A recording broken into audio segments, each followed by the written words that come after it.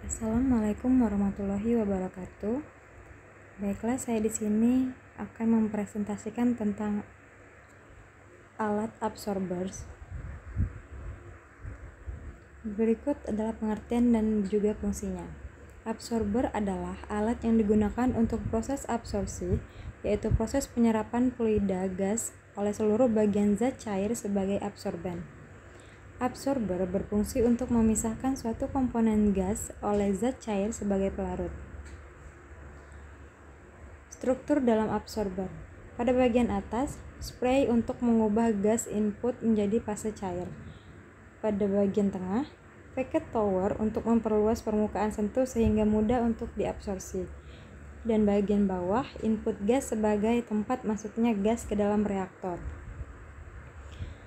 Prinsip kerjanya adalah suatu campuran gas diumpankan dari bawah tower absorber untuk dikontakkan dengan zat cair dari atas absorber. Komponen gas yang mempunyai kelarutan terbesar pada cairan tersebut akan larut bersama absorben dan menjadi bottom product. Sedangkan komponen gas lainnya yang tidak terlarut dalam absorben akan ke atas sebagai top product. Karena prinsip kerja absorber berdasarkan kelarutan gas dalam cairan, maka kondisi operasi absorber adalah pada temperatur rendah dan temperatur tinggi, di mana pada kondisi ini daya larut gas dalam fase cair akan maksimal.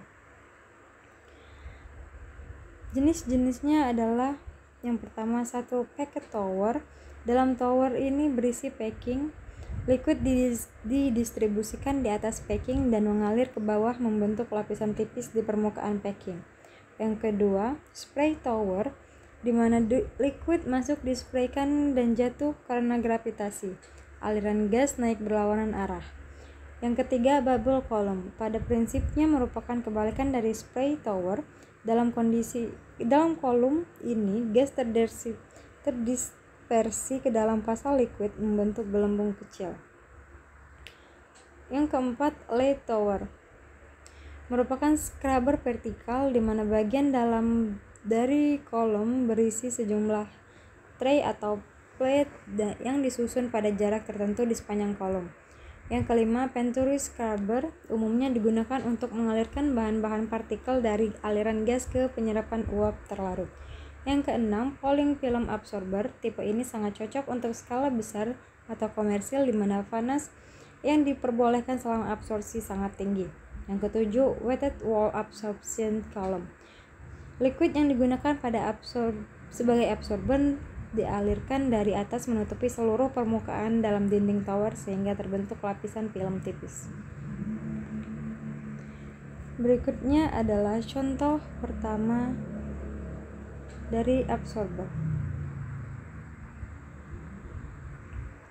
Cairan absorber yang akan didaur ulang masuk ke dalam kolom pengolahan. Dari bagian atasnya yang akan dicampur dikontakkan dengan stripping vapor.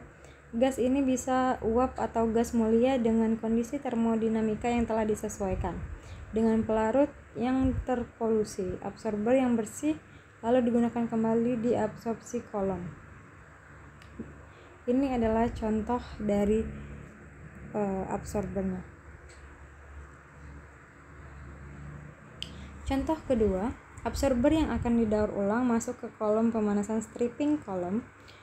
The stripping vapor dibuat dari cairan pelarut itu sendiri. Bagian yang telah didaur ulang lalu digunakan lagi untuk menjadi absorber.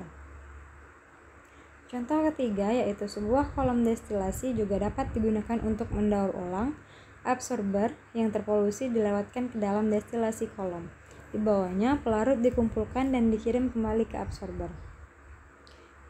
Berikut ini adalah simbol dari absorber. Baiklah, itu saja yang dapat saya sampaikan. Terima kasih.